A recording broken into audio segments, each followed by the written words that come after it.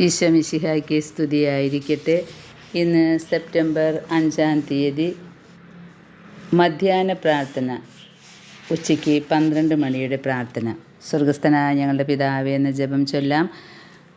നമുക്ക് പ്രാർത്ഥിക്കാം. സമാധാനം നമ്മോടുകൂടെ. ഞങ്ങളുടെ കർത്താവേ, ഞങ്ങളുടെ ദൈവമേ, എന്നും ഞങ്ങളുടെ സഹായത്തിന് നിൽക്കണമേ. ഞങ്ങളുടെ പ്രാർത്ഥനകൾക്ക് ചെവിയോർക്കുകയും നിനക്ക് യോജിച്ചിരിക്കുന്നത് പോലെ ഞങ്ങളുടെ ആത്മാക്കളുടെ അർത്ഥനകൾക്ക് കാരുണ്യപൂർവ്വം ഉത്തരമരുളുകയും ചെയ്യണമേ. സകലത്തിൻ്റെയും നാഥ എന്നേക്കും ആമേൻ. സങ്കീർത്തനം 85. കർത്താവേ, നിൻ്റെ ദേശത്ത് നീ കടാക്ഷിച്ചു, യാക്കോബിൻ്റെ അടിമത്തം നീ മാറ്റിക്കളഞ്ഞു. ഹല്ലേലൂയാ, ഹല്ലേലൂയാ, ഹല്ലേലൂയാ. കർത്താവേ, നിൻ്റെ ദേശത്ത് നീ കടാക്ഷിച്ചു, യാക്കോബിൻ്റെ അടിമത്തം നീ മാറ്റിക്കളഞ്ഞു. ജനത്തിൻ്റെ ദുഷ്ടത നീ ക്ഷമിച്ചു, അവരുടെ പാപങ്ങളെല്ലാം പൊറുത്തു. കോപമെല്ലാം നീ ദൂരെ അകറ്റി, നിൻ്റെ ഉഗ്രകോപം പിൻവലിച്ചു. ഞങ്ങളുടെ രക്ഷകനായ ദൈവമേ, ഞങ്ങളിലേക്ക് തിരിയണമേ. നിൻ്റെ രോഷം പരിത്യജിക്കണമേ. എന്നേക്കും നീ ഞങ്ങളോട് കോപിക്കരുതേ. തലമുറകളോളം നിൻ്റെ കോപം നിലനിർത്തരുതേ.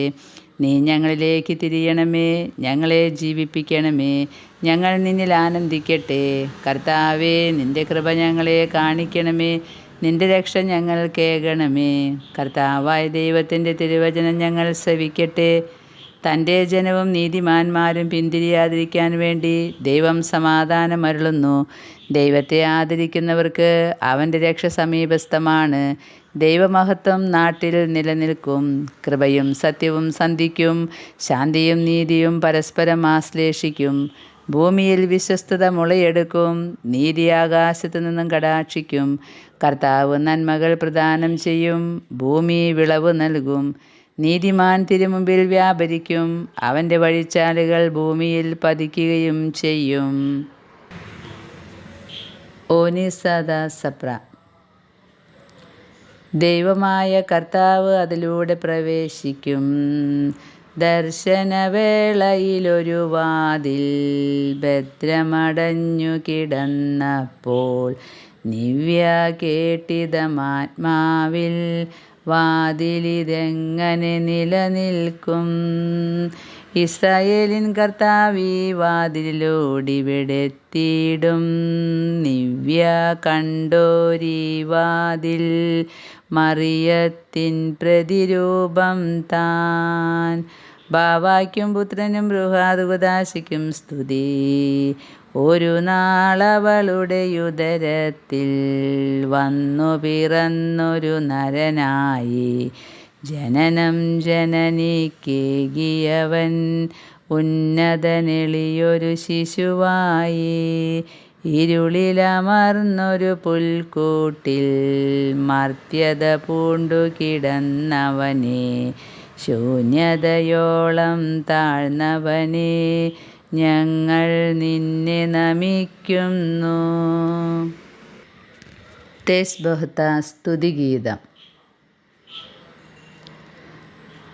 നവ്യമനോഹരമാം വിണ്ണും ജീവൻ നൽകും സ്രോതസ്സും, നരവംശത്തിൻ ഔഷധവും കന്യാരത്നം മറിയം താൻ. പാവനകാന്തി പരത്തിയിടും മിന്നും താരകമവളെന്നും, വിണ്ണിൻ നിധികൾ കുടികൊള്ളും അക്ഷയഗനിയായി ശോഭിപ്പൂ. വിണ്ണിൻ വിസ്മയ കാര്യങ്ങൾ മാനവബുദ്ധിക്കഗ്രാഹ്യം, വ്യക്തതയോടവ വർണ്ണിക്കാൻ ആർക്കും തെല്ലും കഴിവില്ല. ദൈവിക നന്മകൾ കുടികൊള്ളും കന്യകയാളുടെ കാന്തിയതിൽ, തേജസുധാരികൾ ശ്രാപ്പേന്മാർ ലജ്ജിതരായിത്തീരുന്നു. ധരയുടെ ശില്പി സകലേശൻ, രക്ഷകനംബിക മറിയത്തെ, സുന്ദരസാഗരസാരത്താൽ നിർമ്മിച്ചതിശയകരമായി. ഉജ്ജ്വലമാകും തേജസ്സിൻ ഭാവപുത്രൻ റൂഹായാം ഏകൻ ദൈവം വാഴുന്നു ആരാധനയവനേകിടാം.